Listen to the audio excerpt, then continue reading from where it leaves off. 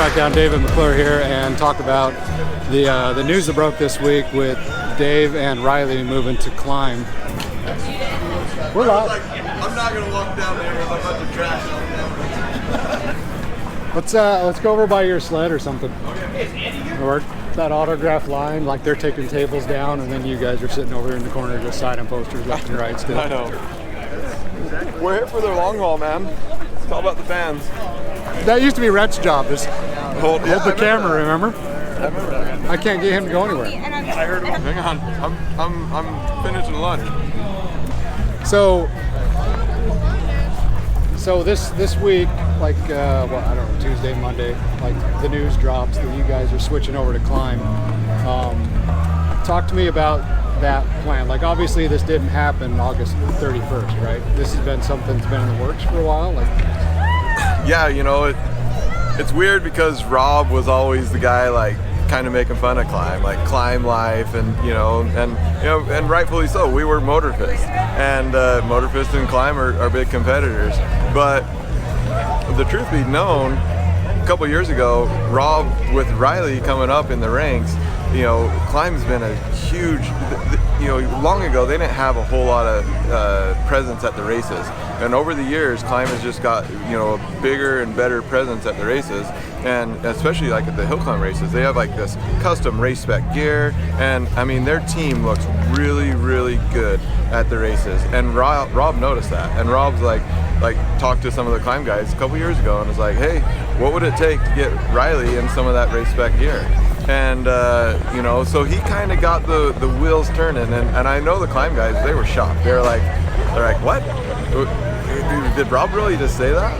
And so I'm just telling people that's how it all started. And now last year we didn't do anything because it was all, I just wanted to honor Rob and not make any waves. But now we're like finally to the point where we can kind of start to make some changes, and we're stoked to be on Climb. They're leading the avalanche awareness right now, and that's kind of where our focus is now. We want to work with them. They're helping with these beacon check station signs. We're going to get those at a lot of different trailheads throughout the state of Idaho starting. So kind of makes sense. So aside from just Rob talking about Riley coming up to the ranks, like you and Rob were starting to work, like talking with Climb a little bit. Yeah. It was all kind of hand in hand. Riley would be wearing the race spec stuff on the race course, and just you always keep those doors open. And what's funny is Rob's the one that kind of started that. He opened that door. So speaking of the race spec stuff, they're working on something that's just like Arctic Cat stuff for you, right? Yep, race spec gear for Rimshaw, so. Yeah, that's pretty so. So what do you think about all this? Like you grew up around Motorfist, right? Yeah, it's crazy. This is like the first different type of gear I've actually worn. So I've worn Motorfist and 509 my whole life. And it's a little weird, and it happened really fast. Like you said, it's probably planned. It was, but I thought we were kind of kidding at first, and then all of a sudden Dustin's calling me and we're getting stuff lined out, so it happened so fast, and it's a better change. So talk about the avalanche aspect of it. What's your involvement going to be in the Avalanche Alliance? Are you going to be going to shows, presenting, talking about avalanche safety? Like, how are they going to integrate you in that? Yeah, so Dan and Matt Enns, they've been doing these avalanche presentations and talking about the training and talking about just avalanche awareness, and they're doing an awesome job. And they were nice enough that they want to involve us. And the cool thing that we have, I guess, is just that firsthand experience that maybe people will listen to. It's one thing to have a professor up in front, talking about something, but when you got a guy that's lived it and unfortunately ridden out of the hills without their best friend, I think people will listen to what we have to say. And there's lessons to be learned, from us. There's lessons to be learned from those guys, and just the real world experiences that maybe it'll make a difference. And the idea is just save lives. We all need to take a little bit more time and a little more, education. We all need more education on this topic. So Riley, where do you see yourself going in the next 5 years, 10 years? Like what do you want to be? I know you don't want people coming in here. Yeah, I know you don't want people coming up saying you got big shoes to fill with your dad. But, where do you want to go in the next 5 to 10 years? What's your objective?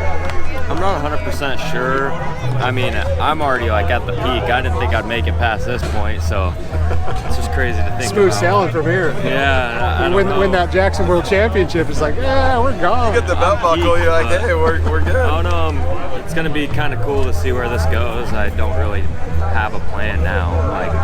I'm living my dream. And so are you focusing more on rimshot racing and going after Keith, more on backcountry? It switches every both? year. 1 year I'm all race, and then 1 year I'm more backcountry. Last year I was all race, so I'm really excited to backcountry ride, so I'm probably all backcountry this year. And then next year I'll be all race. If you were all race last year, I rode backcountry with you last year, and you were just bouncing all over the place like you were on caffeine and just going crazy. So if you go all backcountry 1 year, that's going to be something fucking Yeah. So talk about the gear itself. Have you ridden in climb gear? You used to, but the new stuff, have you been in it? We haven't been in any of the new gear. Yep. So they're sending it. It's trickling in, and we're stoked on it. The boots we were talking about. The boots, we're like, man, these are nice. So yeah. I've ridden in the dirt bike gear a little bit. I've never really owned nice dirt bike gear, but their dirt bike gear is pretty nice. So what was your favorite piece when you were putting your order together? What were you like? Oh yeah, I'm getting The heated gloves. Yeah, and something I've been jealous of over the years is their avalanche pack. How you can, it's just rechargeable, and you don't have one shot while you're in the backcountry. Because I've been riding before, and I was getting my sled unstuck, and I bumped my trigger, and I'm like, oh man, I'm screwed until tonight when I get to my other cartridge. Yeah. So that sort of stuff, huge in the industry. Yeah. So I got to ask you this: it's not just Climb; it's some of your other sponsors. What happened to Speedworks? You guys are like Speedworks. What happened with that? Right. It's partly due to, everyone knows our sleds haven't changed a lot in the last couple of years. And we were looking at it, Jason, Riley, and I were like, we need to mix it up a little bit. Let's get some new sponsors and get some new, blood and some new spark in it. And, look at these sleds. They're freaking cool. They're cooler than we've built in the last couple of years. And they're similar, but we're just changing them up. SSI's got a 900 big board, that we're pumped to ride. The Tapios have been racing a 900 big board for the last couple of years, and it does awesome. So we see that on the race circuit, and the Arctic Cat is an 800, and it competes with everyone else's 850. And I was talking to engineering, and I'm like, what happens when we put a 900 in one of these sleds? So time will tell. So I wouldn't be surprised if engineering bought a couple of those kits too. Who knows? I see how this thing holds up on our dash. Right. What about turbos? You're going silver? Yeah, silver turbos. Again, getting back to the Speedworks deal, I called them. There's no hard feelings there, but we just and the supercharger works phenomenal. It's a phenomenal kit.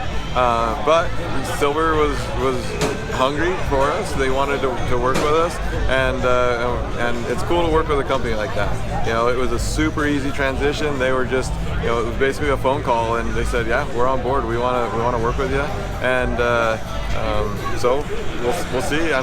We haven't ridden the silver turbo yet, but we'll.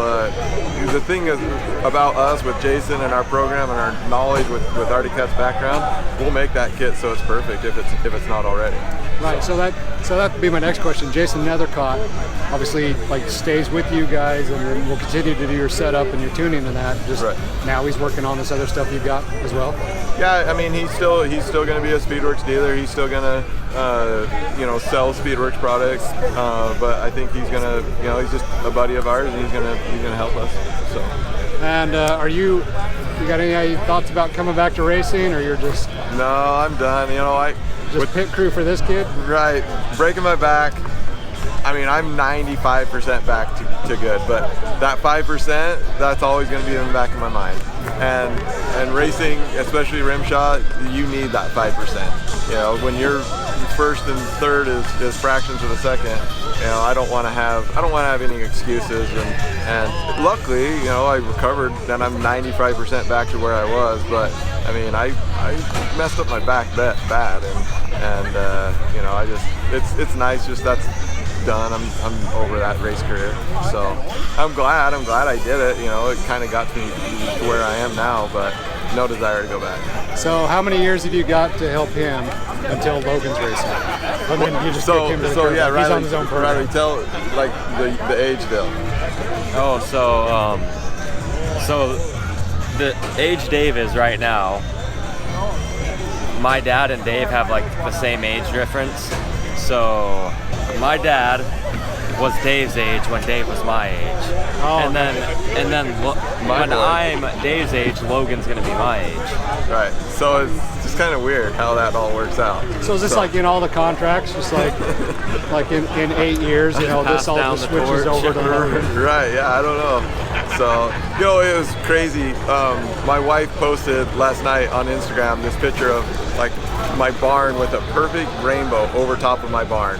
And the first thing when I saw that, I messaged her, I said, Rob's happy, you know? And I was like, me and Riley are out here, we're having fun. And I'm like, that was my sign. And it was just cool, you know? I was just like, that's how Rob would work, you know? Rob's letting us know that he's happy with what we're doing. So.